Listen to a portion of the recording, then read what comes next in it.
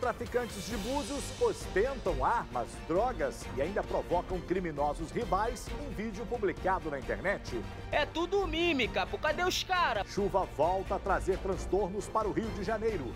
Ruas alagadas provocaram mais de 170 quilômetros de congestionamento na capital.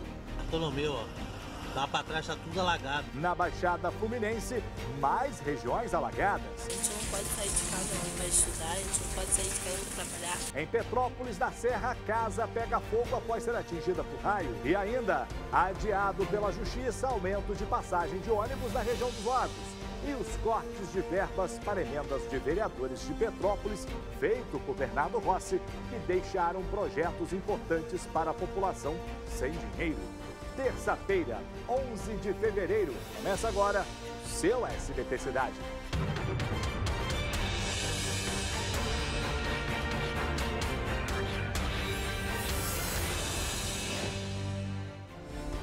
Olá, muito boa noite, bem-vindo! Seja muito bem-vindo, muito bem-vinda ao nosso programa que vai até esbarrar no seu SBT Brasil. Você sabe, com as notícias mais importantes de todo o estado do Rio de Janeiro. Abraço para você de Campos dos Goitacazes, Norte Fluminense. Alô, você do Sul, Costa Verde, Angra dos Reis, Volta Redonda, Barra Mansa. Alô, região serrana, Petrópolis, Nova Friburgo, Teresópolis. Tem muitos assuntos para dividir com vocês. A gente vem nessa aqui, falando da chuva que voltou a castigar o Rio de Janeiro. A chuva forte começou no final da tarde de ontem, provocou aí alagamentos em diversas ruas da cidade. E aí houve um engarrafamento de mais de 170 quilômetros. Durante a noite, parte de um sobrado desabou na zona sul da capital. O repórter Tio Oliveira acompanhou a situação da chuva e a gente vê agora. No meio da tarde, a chuva veio com força total. Em vários bairros do Rio, as ruas começaram a ficar inundadas. Olha a situação que está o bairro, gente. Olha isso. Para os motoristas, a visibilidade ficou reduzida. O jeito era diminuir a velocidade para não ser surpreendido por um bolsão d'água. E até quem estava no alto teve problemas. Um helicóptero teve de fazer um pouso de emergência num campo de futebol no meio da Cidade de Deus, na Zona Oeste. Não houve feridos. Enquanto isso, nas ruas, a água continuava subindo. Na Ilha do Governador, um dos pontos da cidade onde mais choveu, poucos motoristas se arriscavam a enfrentar os pontos de alagamento. O temporal também atingiu Duque de Caxias, na Baixada Fluminense. Tá quase chegando na loja. Em Niterói, na região metropolitana, teve até cadeira levada pela correnteza formada pela água da chuva. Numa das principais avenidas do município, o panorama era esse. E com tantas ruas sem condições de tráfego, o trânsito deu um nó. Aí, Bartolomeu, ó, lá para trás tá tudo alagado. No começo da noite, a cidade do Rio registrava 173 quilômetros de engarrafamentos. Os bombeiros foram chamados para o bairro do Catete, na Zona Sul. Parte de um prédio construído no início do século passado caiu em cima do telhado de uma loja vizinha. Falei para meus filhos, essa parede vai cair, só que não já veio acima da gente. O sobrado está ocupado irregularmente há pelo menos 15 anos por cerca de 20 pessoas. A maior parte delas mal teve tempo de pensar quando a parede veio abaixo. Muitas saíram apenas com a roupa do corpo. Ninguém ficou ferido. O prédio foi interditado pela Defesa Civil e os moradores encaminhados a abrigos da prefeitura. Perto dali, em Laranjeiras, as redes subterrâneas de energia acabaram inundadas. O fornecimento precisou ser desligado para que técnicos da Light pudessem fazer os reparos. Situação complicada também na Baixada Fluminense. Estragos aconteceram em Belfor Roxo, onde ruas ficaram alagadas. Várias casas por lá foram invadidas pela água. Veja só. Toda vez que chove, entra água desesperadamente. Se a gente não correr, a gente morre afogado. Aqui no chão da cozinha a gente percebe ainda muita sujeira. Não deu tempo de limpar. A geladeira foi colocada nesse batente para proteger o motor. E até a máquina de lavar também foi colocada numa parte mais alta. Essa casa aqui, onde moravam 2 idosos, foram retirados aqui por causa da chuva. A água chegou nessa altura. A gente percebe que a parede, ó, aqui, ó, A parede está assim, basicamente caindo. No chão, vou mostrar para você, ó, ainda tem muita poeira, porque a água escoou e isso tudo está secando. Agora, dentro da casa, você vai ter uma ideia do que foi destruído e atingido aqui. Essa cama teve de ser colocada nesse cavalete. Isso para que a madeira não fosse totalmente destruída. Meu avô é acamado, tem AVC, aí meu desespero foi maior por causa dele, porque ele não anda. Aí eu chamei meu primo para me ajudar, para levar lá por causa da minha tia. Essas imagens feitas por moradores da rua Tobias Barreto, em Belford Roxo, mostram os transtornos do temporal que atingiu a região na tarde desta segunda-feira.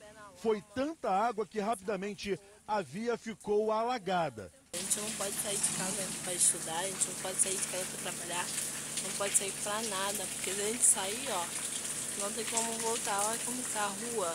Esse outro vídeo mostra as pessoas se arriscando de bicicleta no meio da rua. No local, há um buraco grande que poderia causar acidentes. Ainda permanece chovendo aqui em Belford Roxo, tem muita lama no chão, ali pela lateral, ó, ainda tem muita água escoando. E de acordo com os moradores, desse buraco aqui, acabou saindo muita água, que alagou essa rua, trouxe também muita lama. O lixo que estava aqui invadiu as casas na região. A solução encontrada aqui por muitos moradores foi altear a calçada e as casas. Isso porque toda vez que chove forte, a água acaba entrando em algumas residências. Já foi feita essa altura toda aí para a água evitar de entrar. Aí para segurar o ralo que tem lá, eu fecho o ralo para ficar só a água do quintal. Aí quando escoa tudo, a sujeira daquele ralo ali, eu sem poder desse jeito, eu que tiro com o enchi. Por isso que estava aquele lixo ali que o rapaz estava tirando. Eu tiro, puxando dali e jogando ali em cima para ver se a água escoa mais rápido. Eu queria saber o que o prefeito de Belford Roxo, o que o prefeito do Rio de Janeiro, o que o governador do estado do Rio de Janeiro, o que o presidente da República tem feito para evitar os alagamentos nessas cidades. Que todos os anos esses alagamentos acontecem. E não venha me dizer que está chovendo muito. Sim, essa chuva sempre aconteceu. Para com isso de falar que choveu mais do que não sei o que lá para o mês todo. Isso sempre aconteceu. As cidades não têm preparo algum, não tem obra, não tem investimento. Aí na sua cidade, me conta o seguinte aqui, tem alguma obra para poder canalizar a água da chuva acontecendo no seu município? Você já acompanhou isso nos últimos 2 anos, nos últimos 10 anos? Não, ninguém faz obra subterrânea porque não aparece, a não ser metrô, porque as pessoas andam, né? Intervalo, daqui a pouco outras notícias, siga aqui no seu SBT Cidade.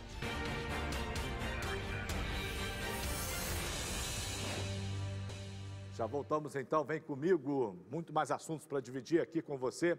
Traficantes divulgaram um vídeo ostentando armas, drogas e provocando criminosos de uma facção rival em Búzios, na região dos Lagos. As imagens viralizaram nas redes sociais. Quem tem essa história pra gente é o Lucas Madureira. Rodou. Nas imagens divulgadas na internet, é possível ver a presença de pelo menos 4 traficantes. Eles aparecem armados com pistolas e exibindo trouxinhas com material entorpecente. A boca tá vendendo pra caralho, ó. É até de manhã aqui, ó. Pergunta no rádio aí como é que tá a entrada. Como é que tá a entrada? Radinho, da entrada, como tá o pistão aí dos acessos do mando aí da entrada do BQ? A entrada tá paz, mano. Tá paz.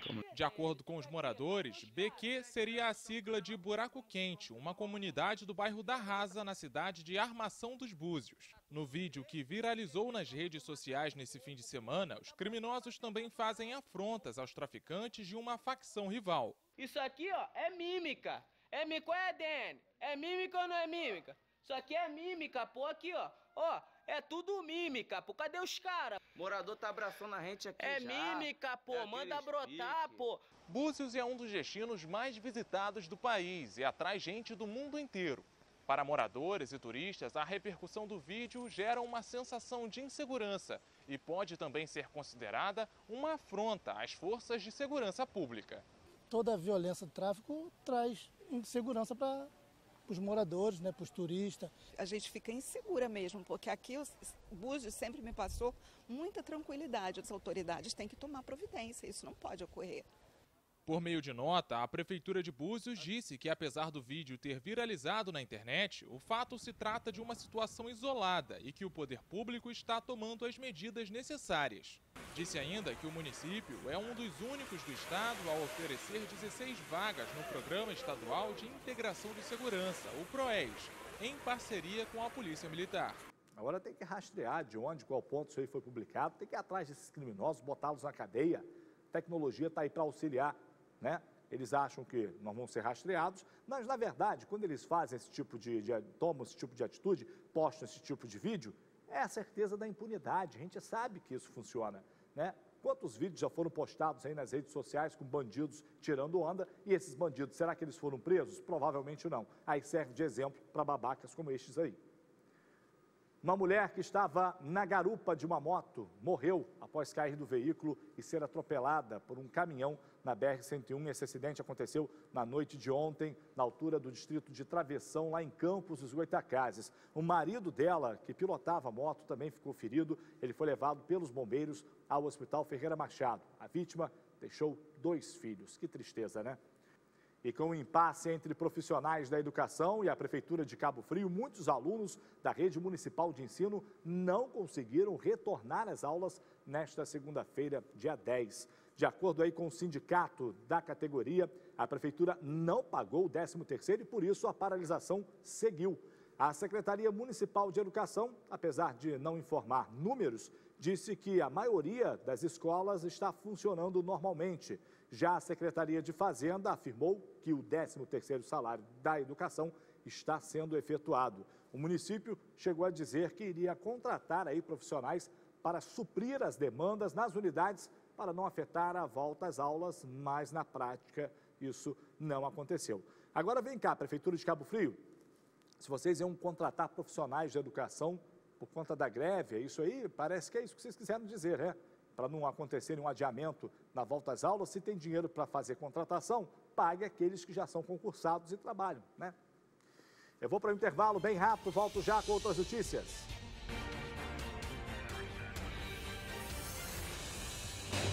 Vamos lá no rastro da notícia, no rastro da informação, seu SBT Cidade para todo o interior do estado. Olha, todos os anos os municípios têm uma verba prevista para gastar. É a chamada lei orçamentária, né? Um teto.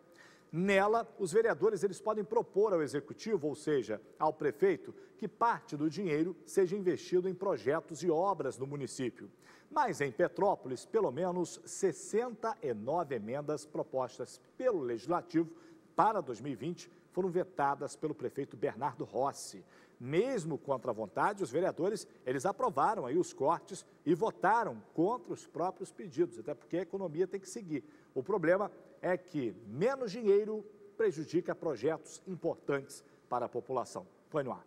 Com o orçamento previsto de R$ 1 bilhão e 100 milhões de reais para 2020, as emendas propostas pelos vereadores destinariam parte da verba para indicações baseadas em fiscalizações e demandas da população, como, por exemplo, o investimento de R$ 200 mil na manutenção das estradas que ligam as áreas rurais e urbanas, proposto pelo vereador Jamil Sabrá, do PDT. Alguns vereadores propuseram emendas para as áreas de saúde, educação, mobilidade urbana, assistência social, área rural, desenvolvimento econômico e, mesmo assim, o prefeito vetou todas as emendas e boa parte da Câmara de Vereadores acompanhou o veto do prefeito. 8 dos 14 vereadores que participaram da sessão votaram contra as emendas depois que o prefeito vetou cada uma das 69 propostas feitas pelo Legislativo.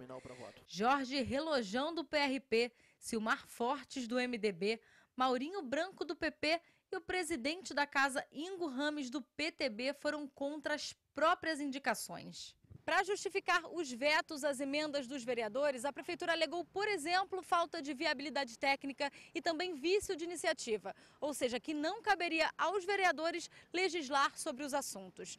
Disse ainda que essa mudança no orçamento comprometeria serviços como os de limpeza, trânsito e transporte e também nos hospitais de alta e média complexidade do município. Investimento em saúde era um dos focos das emendas da vereadora Gilda Beatriz, do MDB. Entre as propostas estavam a reforma do setor de emergência psiquiátrica e da cozinha do Hospital Municipal Nelson de Saerpe, que custaria R$ 200 mil cada uma.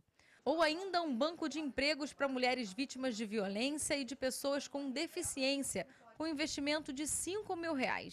Dinheiro que poderia ser remanejado, por exemplo, da verba destinada à publicidade, que é de R$ 5 milhões. seria um dinheiro bem aplicado. Então a publicidade, 5 milhões, não é bem aplicado, porque hoje em dia você nem precisa de dinheiro para fazer publicidade. Hoje em dia nós temos as redes sociais que já fazem a publicidade por si só. Então, isso revolta. Bem, se discutir o orçamento municipal, isso é normal, né, Bernardo Rossi?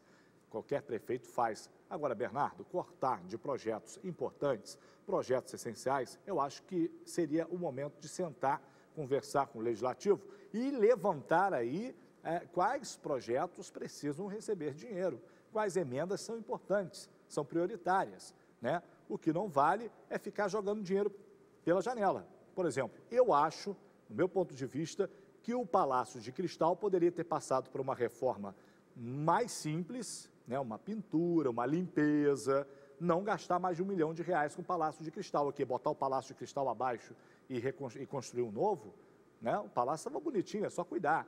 Então, assim, tem umas prioridades que não dá para entender. E aí, tirar dinheiro de onde precisa, de onde é necessário, não pode. E agora, outras notícias pelo Estado.